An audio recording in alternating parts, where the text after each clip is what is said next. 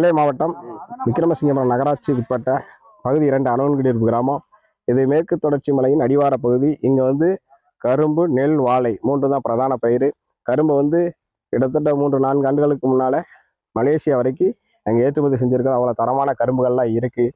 இருந்தாலும் இந்த ஆண்டு கொஞ்சம் மழை அதிகமாக இல்லாதனால வளர்ச்சி கொஞ்சம் கம்மியாக இருக்குது. இந்த அரசு கொள்முதல் செய்யக்கூடிய அதிகாரிகள் இந்த கரும்பை ஒரு அளவுகோல் வைக்கிறாங்க. 6 அடிக்கு தான் அரசு எடுக்க சொல்லியிருக்கு. அப்படிங்கிறது ஒரு ஏற்புடையதே அல்ல. நல்ல விலை நல்ல சரியான இருக்கு. இந்த 22 ரூபா 50 காசு அப்படிங்கிறது ஒரு நல்ல விலை தான். மகிழ்ச்சியோடு ஏற்றுக்கிறோம். ஆனால் அளவுகோல் வைக்காதீங்க. 5 அடி கரும்பு இருக்கு. நீங்கள் அவங்க என்ன சொல்கிறாங்கன்னா, ஒரு தோட்டத்துக்குள்ள ஒரு 6 அடியில் ஒரு 100 கட்டு சேரணும்னா அந்த 100 கட்டு கரும்பு எடுத்துக்கிறாங்க.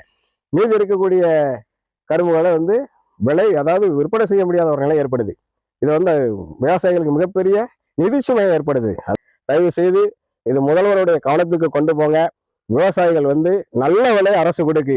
ஆனா அந்த ஒரு விலைக்கு ஏற்ப கரும்புகளை இவங்க கொள்முதல் பண்ணலை.